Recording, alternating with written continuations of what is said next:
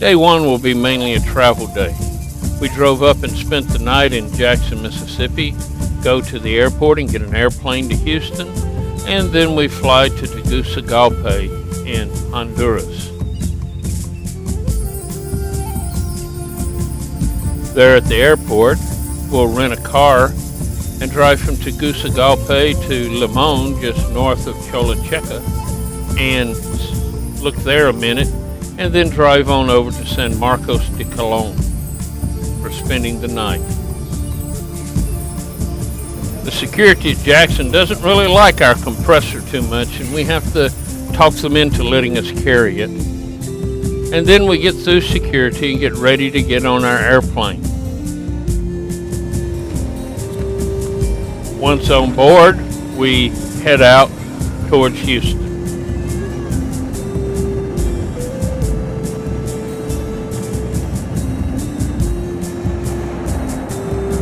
It's rather cloudy and you can't see much of the ground from the air.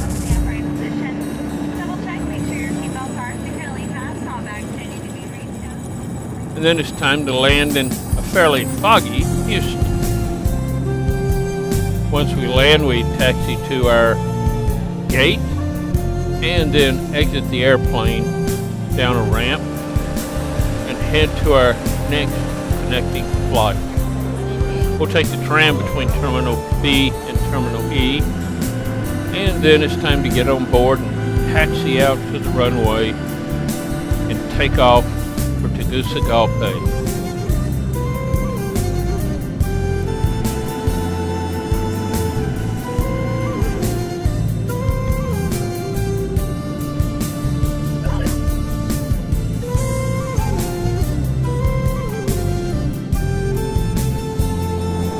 It's going to be cloudy almost all the way to Tegucigalpa, and then it's time to land there.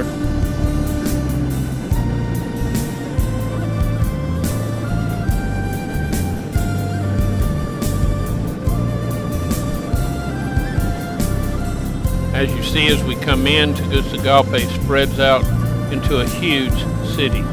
Officially, the city has 750,000 people, but probably more likely a couple of million, because people continuously move into the slums around.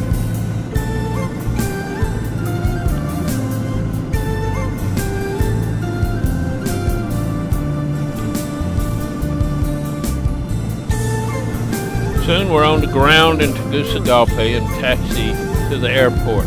It's not a very busy airport and not very large.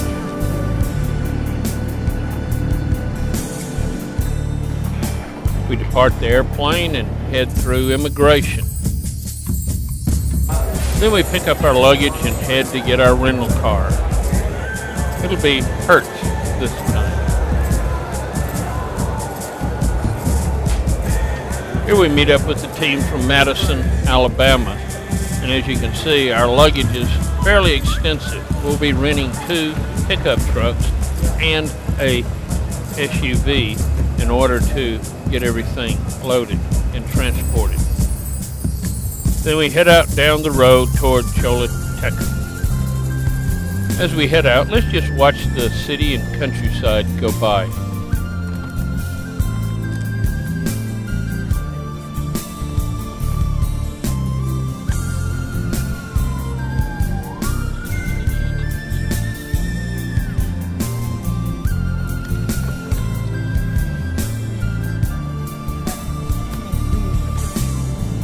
On the hills around Tegucigalpa, there seems to be a windmill farm that generates electricity. In fact, they almost encircle the city.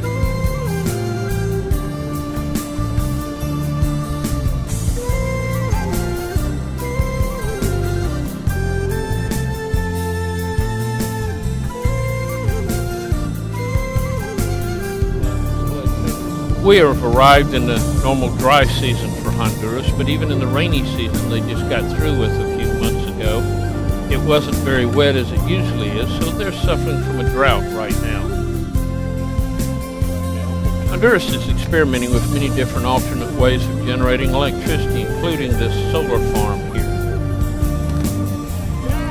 At Choluteca, we stopped for a few minutes to regroup and Looking at the gasoline prices, they're not a whole lot different than what they are here, maybe $1 or so a gallon more. Next, we head out to Limon to visit for a few minutes the site we'll be working in the last day we're here. As you can see, the roads are very bad here, even though this is Highway 1 for Central America, and thus the Pan-American Highway that runs all the way from Alaska to the tip of Argentina.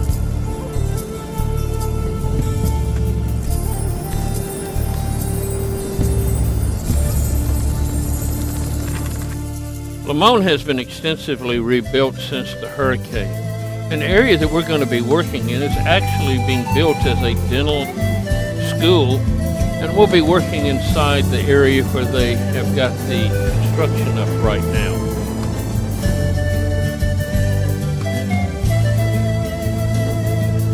This will be the dental school, which is still under construction and a few chairs up, the classroom, the bathrooms,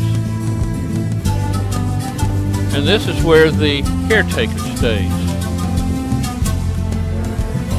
Some of the equipment inside is up and running, and other parts are not.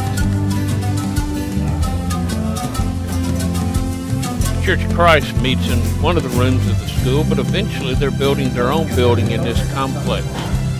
Rotary International also has a water project here where they are providing clean water for this area. The children are always fascinated by what's going on and looking for their picture to be taken, and here's the local UPS truck going by. And now it's time for the cows to come home, and it's also time for us to get up and head into the mountains, to San Marcos de Colon, where we'll be spending the nights for the next few days. Dr. Dobbs has a heavy foot sometimes, but we do get there safely.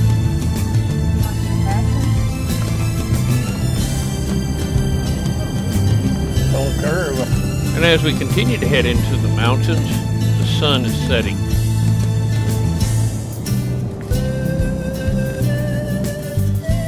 Our first stop will be Carolina's house in San Francisco, one of the cities we'll be working in. And this is her large compound she shares with her brothers and sisters.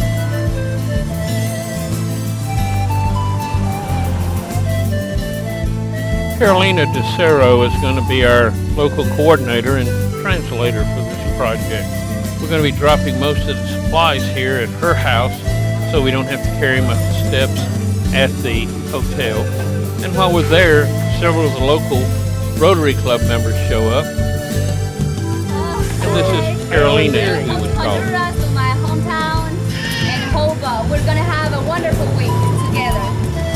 Nice one.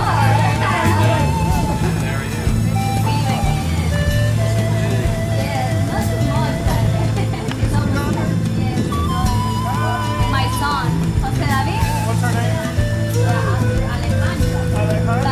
And then it's time to continue on in the dark to San Marcos de Colon, where we'll spend the night, and this ends day